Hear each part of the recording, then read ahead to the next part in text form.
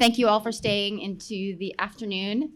My name is Lydia DePillis. I'm a reporter for ProPublica. I cover trade, but in a kind of ProPublica way, which is to say we publish every couple of months, so I don't have to do the news, which is great, but I just as obsessively follow the news on trade as everyone else on this panel, which is an amazing panel, exactly who you would want to discuss a populist approach to trade policy. I'll do really brief intros. Probably most of the folks are known to most of you, but Lori Wallach is the head of Public Citizens Global Trade Watch, and she's been in these fights for decades, and is friends with our current trade representative, and is a party to most of the trade deals that are being discussed currently. Theolita, her left, is the president of the Economic Policy Institute, and before that was at the AFL-CIO, the deputy chief of staff there, where she handled trade and economics as well. And further down is Murshid Zahid, am I pronouncing that right? Good. Who is a partner at Megaphone Strategies, which handles a bunch of different cool progressive campaigns. Before that was at Credo Mobile doing policy, and then a long list of progressive people and campaigns before that. And then finally we have Ben Beachy, who is at the Sierra Club and handles their economics portfolio, which has for a long time involved trade agreements, but also lately is primarily the Green New Deal and other types of economics-related campaigns that intersect with the environment. So we're not going to do long intro statements, but I just would, in lieu of that, start with a fairly open question, which is, it's been interesting to me getting into this beat because it doesn't seem like progressives, far less Democrats, have figured it out what they think about trade at the moment. And so do you guys think that we have a consensus on what a populist trade policy or agenda looks like, or are we still fighting over it? So whoever wants to take that first. I think that as a general matter, progressives in Congress, unions, environmental, consumer, other civil society groups have a pretty good sense with respect to trade agreements, what should and shouldn't be in a really good progressive agreement. I think there's much less clarity, to be very blunt, about China policy. I think that there are strange silos and conflicts of not thinking through sort of the implications of some of the positions we naturally would go to. I think we have less, as progressives, of a sense of what the proper domestic policies are that are instrumental to making sure the trade policies, that if they were the right ones with respect to China, also would work. And I think that there is not necessarily any inherent difficulty in overcoming the place where the gaps are as compared to the place where there's a lot of consensus. It's just a difference of how much work and focus has been put. So I think because we had to, as a progressive movement, think about, what do we think about trade authority? What's the right way to replace that? What should free trade agreements do, because we're facing them all the time? People are much clearer on that versus now we need to do that work with respect to China, I think, and the domestic policies. Okay, I'll jump in. So I think, Lydia, one of the things you said is, certainly within the progressive movement or the Democratic Party, and within the Democratic Party, I think there are clear, massive gaps. And one of the questions I think for the progressive movement is whether those kind of the overhang, the old conventional wisdom that the Democratic Party has put forward for many decades is going to dominate, or still sort of creeps into the way that we talk about and think about trade policy. So, if you start with a foundational principle that it is not ridiculous to make a central goal of trade policy to support and nurture good jobs and healthy communities in the United States of America. And I think a lot of progressives maybe can agree with that, but then we so we have certain principles about what we want to achieve from trade policy. But as Lori said, and I would totally agree with that, that the levers or the tools for doing that are much more confusing. If we don't, for example, want to negotiate a whole bunch of new FTAs, so-called free trade agreements, regional or bilateral agreements, and I don't think we should. I don't think that should be what's next. It becomes a little bit harder to know how to navigate the trade world. Or we go back to the WTO and try to rewrite the multilateral rules. Do we use unilateral mechanisms to protect U.S. interests? Do we, do we try to sort of build some other construct? And that's not that easy to do. But so it's an interesting moment, and I'd say at the moment there's probably more confusion and chaos than there is consensus. I think in terms of trying to understand how Democrats and progressives have viewed trade issues, it's probably worth taking a little bit look back of what has happened the last 25, 30 years. And I could do it in storytelling mode. You know, when first time I ever moved to DC was summer of 1994. I was in college and I was an intern, and I was interning at Progressive Policy Institute. Putting that in quotation marks. Progressive Policy Institute is not really progressive. They are the brain trust of Democratic Leadership Council. Times were very different. I was interning at DLC, and my first job as an intern in DC was clipping NAFTA about how good it is, you know, and that's when we heard, like, but who is it? Why would Democrats be against NAFTA? That was my innocent question as a junior in college. Like, well, it's just a bunch of union people. They're against it. So that was my first foray. So fast forward 5 years later, when I graduated out of law school, and I moved back to DC working on a union side law firm. That's when my partner said, Mershad, let me tell you about NAFTA and what it has done. And that was sort of my first foray into it. But the gist of it was, during those time, I would say in the 90s, mid-90s, early 2000s, when people were thinking about trade policy, and progressives were mostly looking at it from the lenses of our friends in the labor community because they had the biggest platforms. And then I think things started changing when around 2011, 2012, when President Obama came in, and the first shot was his appointment of Michael Froman.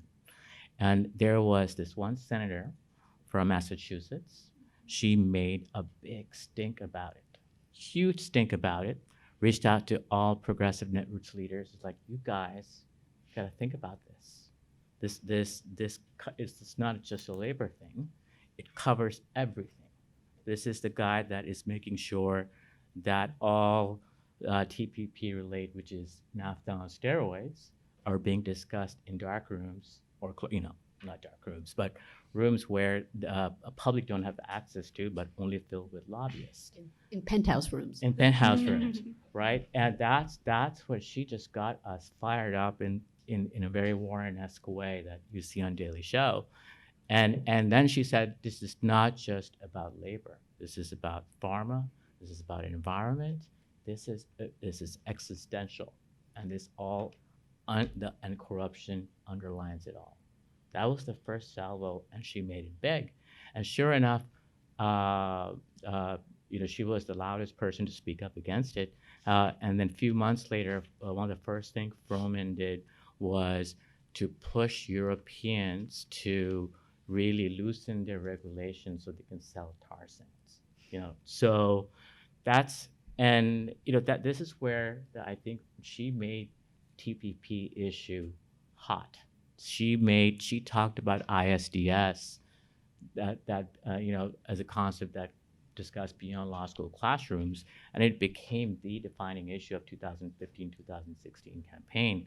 I think folks like Senator Sherrod Brown, Bernie Sanders, Jeff Merkley, they have done great work on it. But if you read every press coverage, she's the one that actually made this the issue.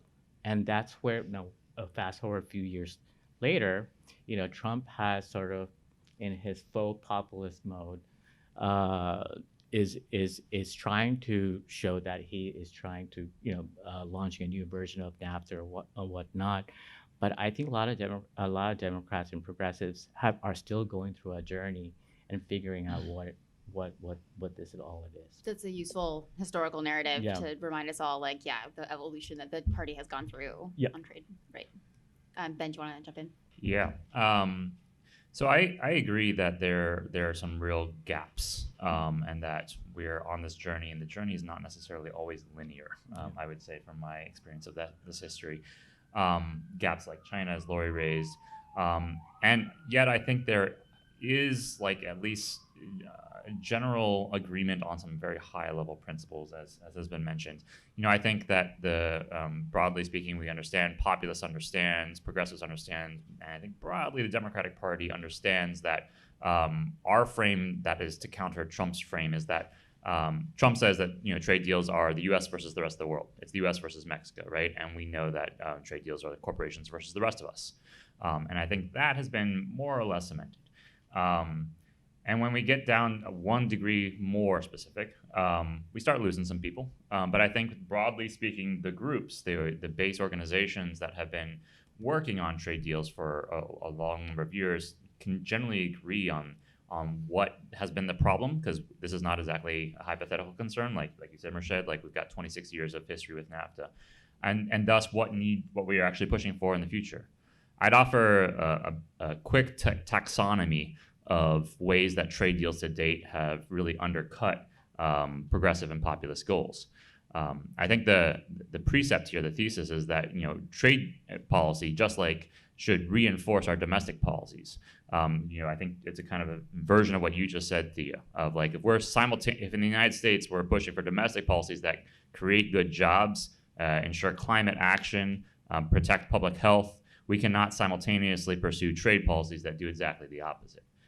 So this taxonomy, I think there are like 3 big ways that we see that trade deals to date, as they've been captured by corporations, have done exactly that, have undercut our domestic progressive priorities. One is that the fundamental inequity at the heart of our trade deals is that they protect corporations that wish to cross borders without providing cross-border protections for people. That they create an incentive for environmental and labor arbitrage. This is the race to the bottom that we're all very familiar with, by allowing, in fact, incentivizing corporations to simply shift their jobs, their production to countries that pay miserable wages, that exploit workers, that literally dump arsenic into rivers, as is happening right now in Mexico, for example. And that clearly undercuts, that actually allows them to dodge our hard-fought climate, labor, and health policies in this country. Then, even more directly, I think the second bucket is, beyond allowing corporations to dodge our policies, is creating private tribunals for them to directly attack those policies, as everyone on this panel has been pointing out for years. Creating a private legal system that's illegitimate by and for corporations to sue over these hard-fought policies in ISDS tribunals.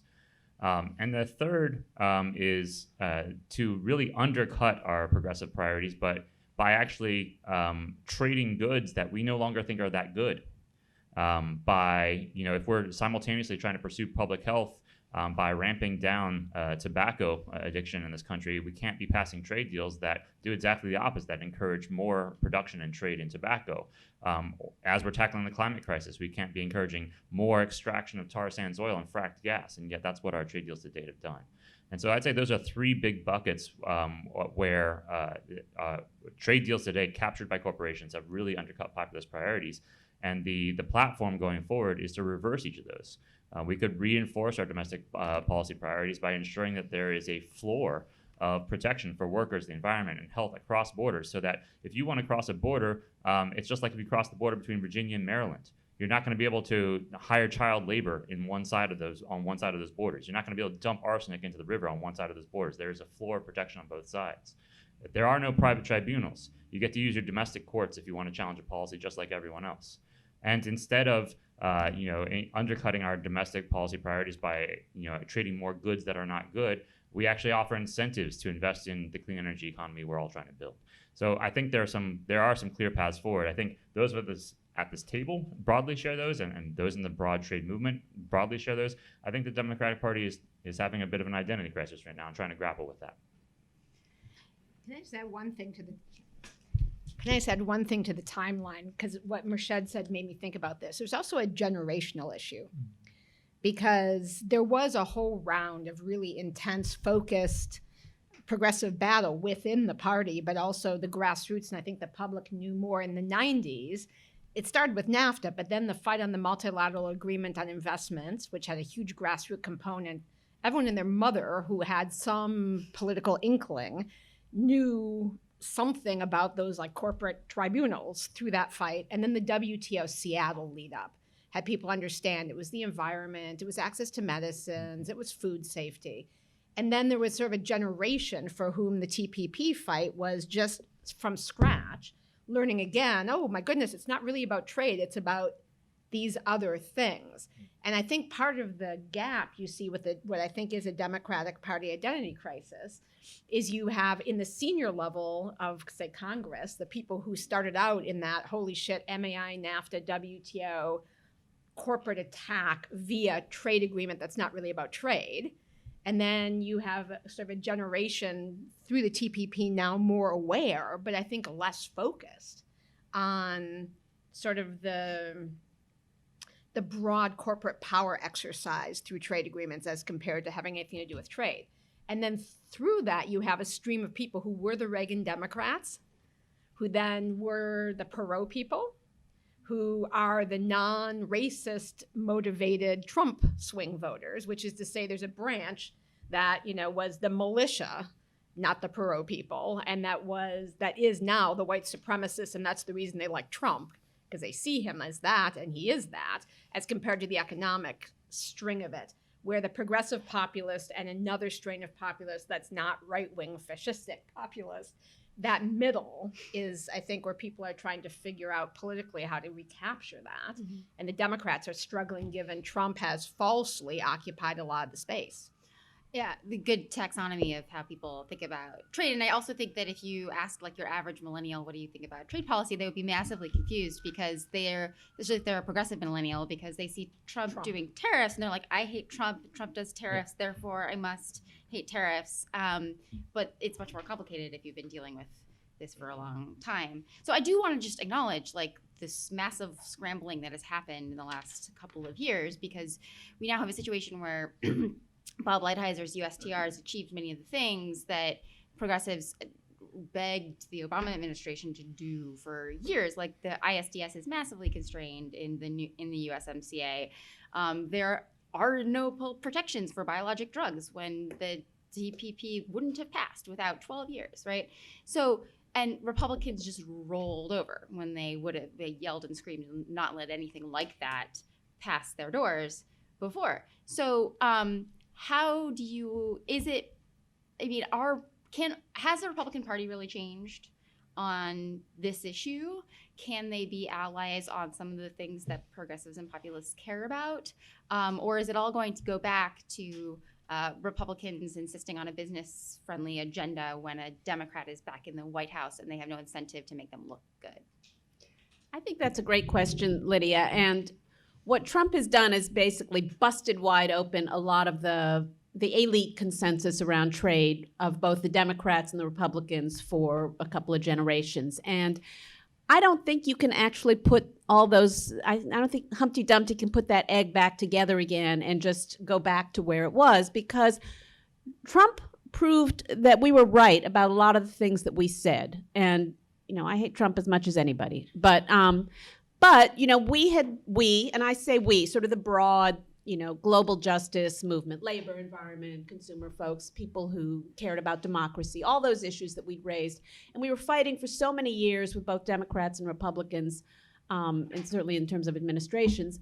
And we said, you know, with China, we have a, whatever, fill in the blank, $375 billion, $400 billion trade deficit with China. We ought to have the leverage to be able to insist, let's say, on addressing currency misalignment or manipulation, or workers' rights, egregious, systematic workers' rights violations, or environmental problems, or consumer safety problems. And everybody said to us, oh, that's ridiculous. We can't do, China's our banker. We owe China money. We can't do this. We can't do that. It'll start a trade war. We heard that a lot. And we used to say, well, you can start a trade war, but when you have a 3-to-1 or a 6-to-1 imbalance between imports and exports, we actually win that trade war. And I think Trump demonstrated very conclusively that that is right, that the U.S. holds the cards. When China tried to put countervailing tariffs on American exports, there weren't enough of them to go around. So he ran out of goods to export. The other piece that I think was right all along is that there is a political coalition for addressing trade issues, trade concerns, the unfairness of trade policy, the negative impact on jobs and communities. And that's another argument that we've had, the royal we, have had over many, many decades. And I sat with, Bob Zellick, the U.S. trade representative under George W. Bush, and he said to me at the time, oh, I'd love to strengthen the labor and environment provisions in XYZ, CAFTA, whatever, but I can't because I'll lose Republican votes. And I knew that wasn't true because the Jordan Agreement, which had stronger, not perfect, but stronger labor and environment provisions, had passed by a voice vote. And we were right back then. When the May 10th deal came in 2007, and there were major concessions, a little bit similar to the moment that we're living through now, major concessions made by the Republican George W. Bush administration on labor and environment and pharmaceutical provisions. The Peru Agreement passed very easily. So the votes are actually there. Republicans are big talkers and blusterers, but at the end of the day, they don't actually care. So the votes are there for a different kind of policy. And the dirty little secret is that when the polls that have been done on trade have shown for a long time that Republican voters actually have never been that excited about trade deals, even though most Republican representatives in Congress have voted like machines for anything called a free trade agreement. And on the Democratic side, it's a little bit different. So Trump bought into that vacuum and that paradox and I don't think that it's going to be that easy to go backwards, but happy to be proven wrong. Anyone else? Thoughts on that?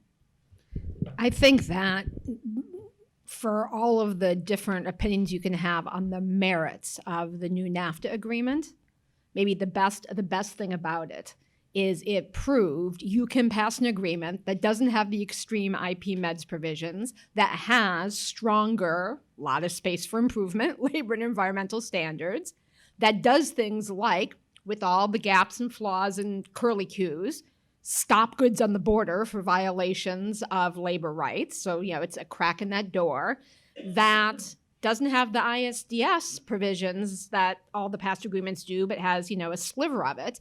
And those are all the things that, over and over we were told, to the question, that would never pass. And the thing, I think, the math has now been proved it can pass. And in fact, it can pass so hardly you don't even need trade authority. Like you didn't need fast track for this agreement. It was like Jordan. You could have voice voted it in both.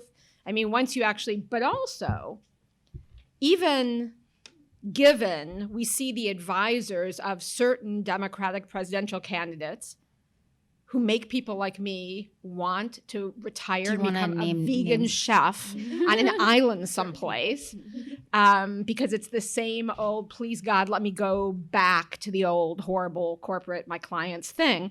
Even for those candidates, I do agree 100% with Thea. If this totally corporate-infested, rigged Trump world gets rid of ISDS and the big IP standards, even if they totally still want to do it, which these people do, who are advising those candidates who shall not be named, who are not Senator Warren or Senator Sanders, the ability to do it as a political matter, what? Trump does those things, and then the Democrat comes in and says, Big Pharma, I love you. Oh, let's do some more corporate tribunals. Just politically, we can hang them by their underwear. So I think that probably some of those most extreme things we have created, like the new reality, it's a floor. It's not a template. There's a lot more work to do. But I think politically, it's going to be hard to actually go down a few rungs of hell from where we got it. And yeah, that's absolutely how the Democrats have been selling their support for the USMCA. With Sherrod Brown voting for the first trade agreement of his life, like saying it's a floor, and look, we can vote for deals that we think are better. Well, a lot of Democrats are just naive and delusional, Hmm. and I have a lot of respect for Sherrod Brown and also Senator Warren, who I love, but they were absolutely wrong to vote for Hmm. USMCA. I think to answer your original question, have the Republicans changed? No. I think the premise of the question is different. They don't care about policy. I think folks in this town, in DC, people who are engaged in politics and policy, they need to understand this is not about policy. This is not about good governance or constructing good policy. This is about attaining and holding onto raw power. And that's it. Republicans really care about only one goal: attaining power, maintaining power, and crushing the Democrats in the process of it.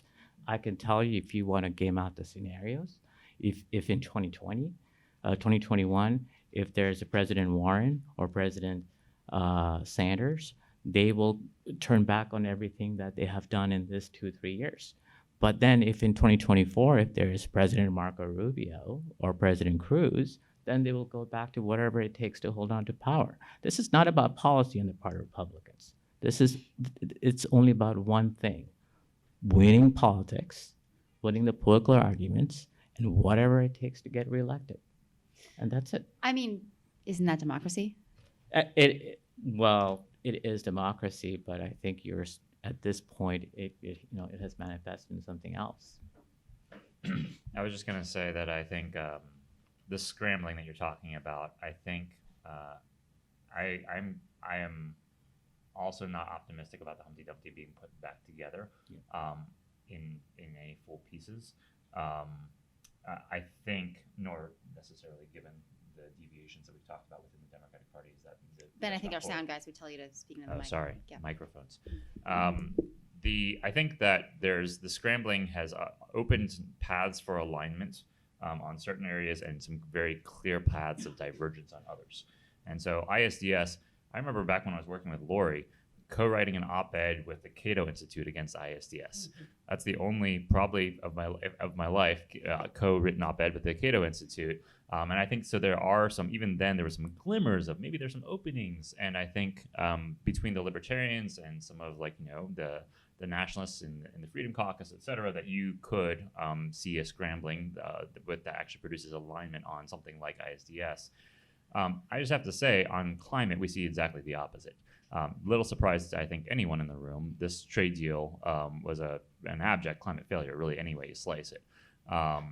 And that's due to the intransigence of the Trump administration. And it actually goes beyond climate. It goes to just baseline lead standards, standards for air and clean water.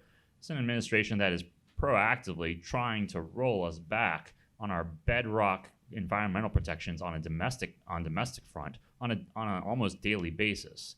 The New York Times has an ongoing counter of how many policies they've rolled back. So, at least they're consistent. In this trade deal, they also refused to insert any of these binding standards, this cross-border floor of protection that I talked about, to stop corporations from doing what they've been doing for years, which is outsourcing both pollution and jobs to Mexico, taking advantage of the fact that in Mexico they got both much weaker environmental standards and lax enforcement of those standards.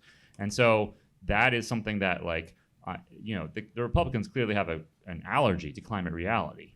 There's real efforts underway to change that, and you see around the margins some change there.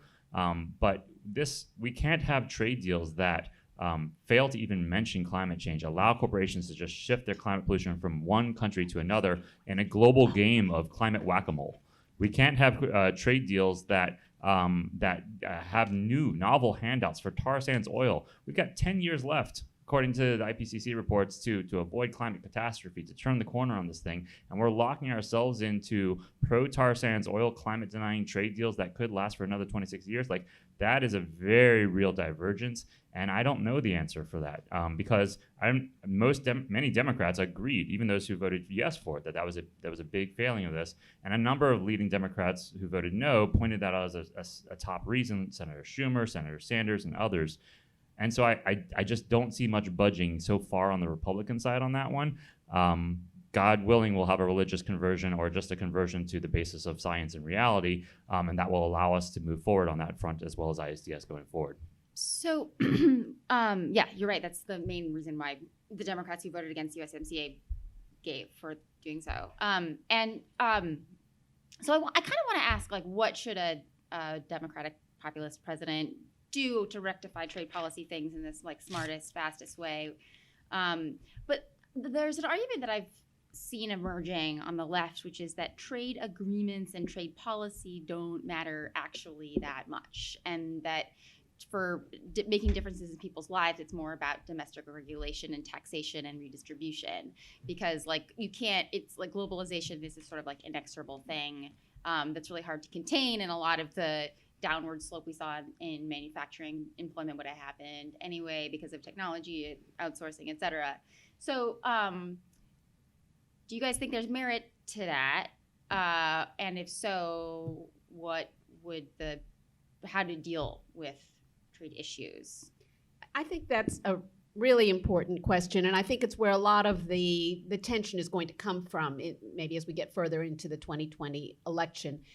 And what I would say is obviously most of the things that impact people's lives happen domestically, tax and spending, fiscal policy, and so on. And yet, I think this is the biggest lie and the biggest foundational problem when we talk about trade policy, which is that you can just do a bad trade policy and then tax the winners, compensate the losers, throw a couple of bucks into trade adjustment assistance, and do a few good things with all the winnings. And the reason is that trade policy is foundational.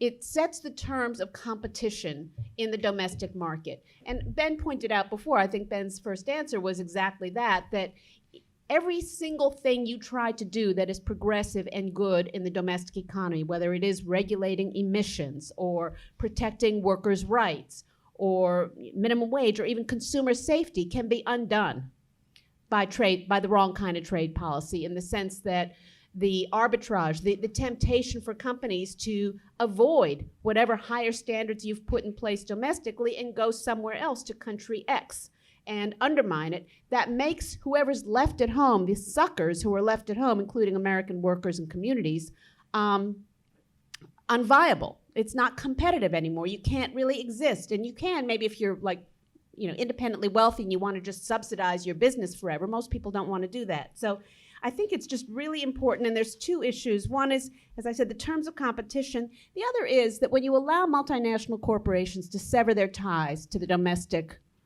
economy, to domestic production, they give up on a lot of other things that matter. So we basically lost the business community's voice around things like infrastructure or education or skills or communities, because all of a sudden they're getting their stuff somewhere else. They need good transmission and transportation and communication where they're producing stuff.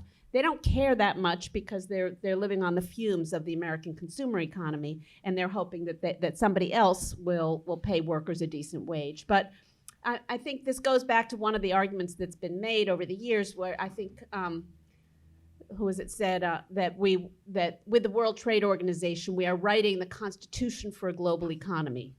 Yes, it's a favorite quote of all of ours, and that really was what happens, that we have political structures, imperfect democratic structures at the state, local, and national level. We don't have an international parliament to adjudicate what's the right minimum wage or worker protection or consumer safety or environmental protection. And I think it's particularly important with respect to climate change, where not addressing trade policy, the United States could have a great climate policy. We could put on a carbon tax and do deep decarbonization.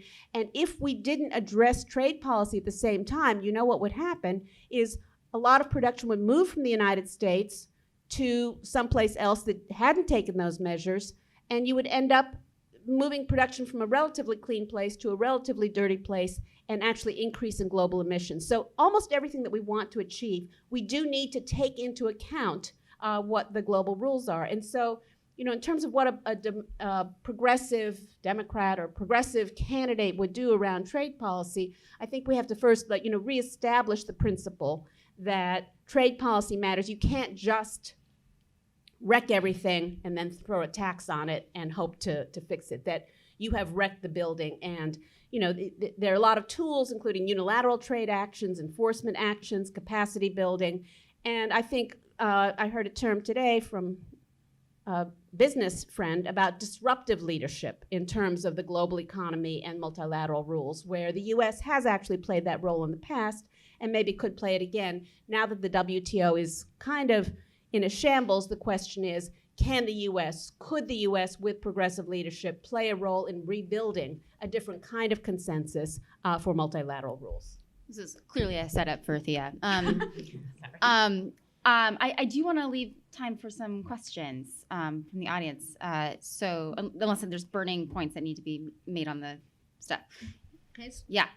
I mean, I think, first of all, everything that Thea said is exactly right. And the way to think about it is what we call trade is just a proxy term for setting rules of the global economy that create both the frame but also the policy space for individual countries to have domestic policies that can put workers and the environment first, can deal with the climate crisis. And we basically have some rules in place that handcuff the policy space we need and that need to be removed. And then there are huge gaps that, ironically, and I know this is a point that a lot of folks have read our colleague and friend Beth Baltzan write about, but the ITO, the International Trade Organization, back at Bretton Woods, sort of the Keynesians' idea of how to do these rules of the global economy, are a much closer approximation to the sort of way you should think about it. They connected to the ILO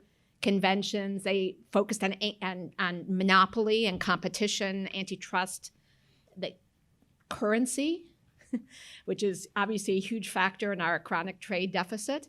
So those kinds of structures that need to be created in this era of global movement of capital and information to not have the race to the bottom, I think is and the question is exactly, what Thea said, which is where.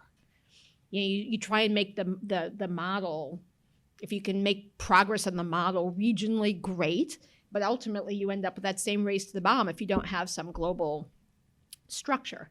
So I want to just flag that as the sort of challenge for a democratic president. Panel on WTO situation. I was at the WITA conference yesterday where Roberto Acevedo spoke. He's the head of the WTO, and he's just begging for some leadership. Like, please help us reconstitute this thing because it's clearly not equipped to deal with the problems that y'all wanted to deal with. And so, help. Okay, questions? Sir, in the front. You, yes. Would a populist president offer a free trade agreement to the United Kingdom after Brexit? A progressive populist?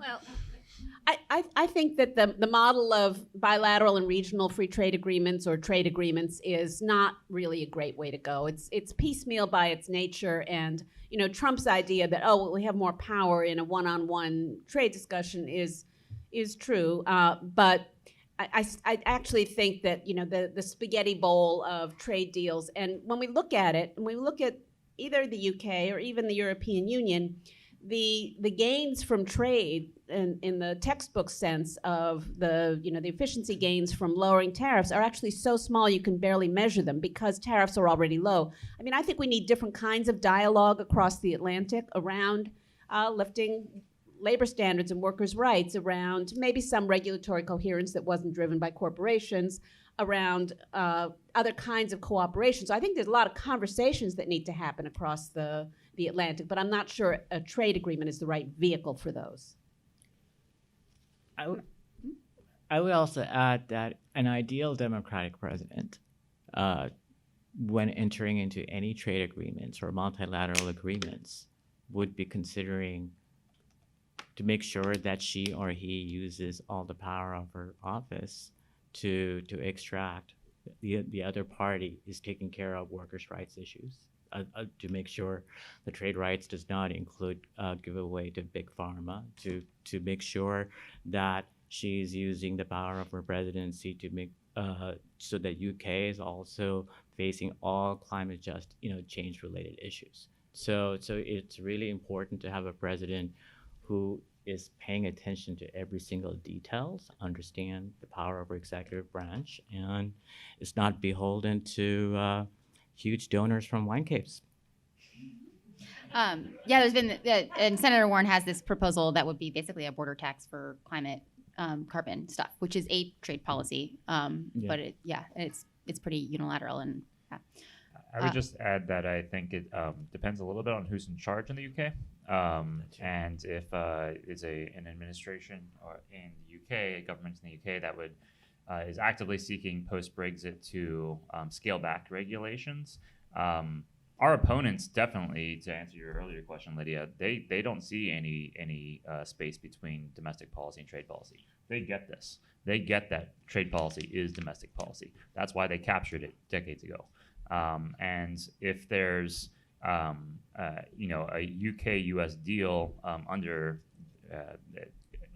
post-Brexit, I think you might find an impulse under the current US administration as well on both sides of the Atlantic to actually put strictures on the formation of new pro-worker, pro-environment, pro-health regulations, defining exactly the ways and the opportunities for industry to have a seat at the table early on in the process to make sure that they can challenge regulators who would try to regulate them through environmental, labor, or health restrictions, offering ample opportunity to say, you got to prove to me that that is actually not too trade restrictive, that there's not a less burdensome way of doing that, with the onus on the regulators to prove otherwise, offering an opportunity for them to weaken, delay, or even basically prevent new regulations that we urgently are going to need after Trump from coming into the fore. Yeah, I know. I thought it's really interesting to see in the USMCA, one of the things that Democrats also really disliked was the Section 230 intermediate liability rules on internet companies, which are now enshrined in an international agreement, even though we're having a big argument domestically about whether that's the right way to go about tech regulation. That's an old trick. Yeah. Well, I mean, with respect to the UK, the only reason you would do it is if you thought you could move the model forward. And I think one of the things that hopefully a future Democratic president will learn from this administration is the power of creating a trade crisis and then using the leverage. So in this case, you don't have to create a crisis. After the provisional 1 year, in 2021, January 1st, the UK, which was a separate member of the GATT, doesn't have WTO rules, doesn't have any of the terms. So there's all this policy space where, number one, they're in a panic because they're not in that system as themselves and they need to negotiate terms, or the EU's FTAs. But number two, it's policy space. So like why you would do it if you were a progressive is it's the place where you get rid of the notion that government procurement is the same as the private market, and you get rid of all the idiotic corporate imposition of limits, no green, no labor, no buy local preferences, and you do a bilateral, which you couldn't fix that issue in NAFTA because Mexico and Canada both have those damn rules in the WTO, so you can't fix it in NAFTA. But the UK won't. Once the UK is out of the WTO, it's open season. Same thing on financial regulation. You want to actually do a rollback? They're not in GATS. They're not in GATS at all. They have no schedule of commitments. Education, healthcare. Now, the flip side is if you have, Boris Johnson, a younger Trump with crazier hair, then you're going to have a race to the bottom agreement where he's going to use that to make things even worse. But if you had, a President Warren, President Sanders who said, UK, you guys are up a crick minus a paddle, here's the terms, you might make some space, and then including on all the e-commerce issues. So all the policy space you need to regulate these monopolists just for competition policy, which in the GATS basically backwards, we all took commitments not to regulate on size or number of services offered per service entity. I mean, it's catastrophic, the commitments that were made before anyone could think forward to where we would be now. You also have enormous policy space open with respect to climate in the sense that a bunch of the not really trade, really, really not trade WTO agreements aren't the GATT. The UK is not going to be in. So you could use that leverage if you really wanted to, that vacuum to push the model out as far as privacy regulation and anti-monopoly rules in the e-commerce space, financial regulation, where unfortunately because of the infestation of all those WTO agreements that aren't about trade, with respect to other countries, you're kind of screwed. but it depends who the players are. Matt? I think should is the operative word. We probably need a set of global trade rules that have to do with basic principles that may or may not be the current basic principles that were in the GATT, like national treatment, not discriminating just on the basis of where a product came from, that set terms on tariffs. And we certainly are going to need international rules relating to cross-border tariffs with respect to carbon and how it is captured, with respect to currency. If we're going to have trade, we're going to need rules.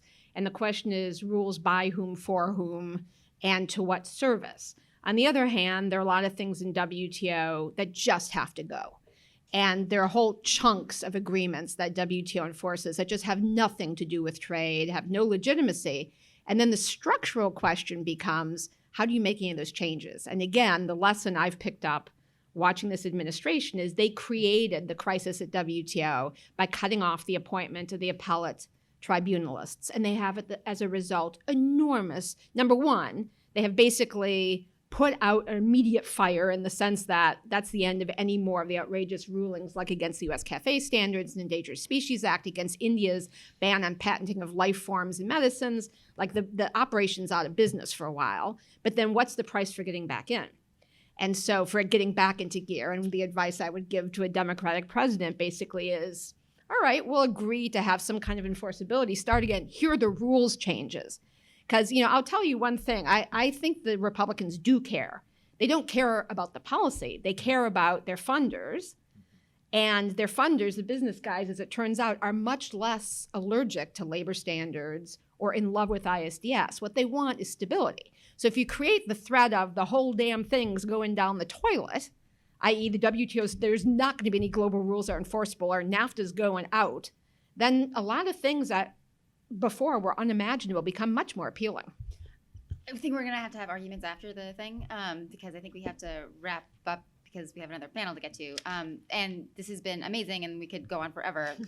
So any last like 30-second comments? Oh, just I think this is such an interesting question about the WTO, and I would agree that we do need some kind of basis. I mean, we could have everybody just do whatever the hell they want, so everybody just takes unilateral actions and protects their own. But there are principles. There are things that we can't do that well on our own, and Lori listed a lot of them, and I just think that's what we have to keep in mind. We think about what the ideal progressive, pro-worker, pro-environment trade policy looks like is that, addressing workers' rights, addressing climate change, addressing antitrust, currency, taxes across national borders is actually useful. You can do it with a coalition of the willing. And I guess just the open question that I would end on is, is it possible to rebuild a different kind of consensus at the WTO? It might take more than one presidency, but a North-South consensus, a progressive global consensus that would throw out a lot of what's wrong with the WTO. Maybe that's really utopian, but that's certainly, if I were queen of the world, what I would want. I would just reemphasize that, right now, trade policy is a big fat loophole in our climate policy, right? Or you could also say climate is a big fat loophole in our trade policy.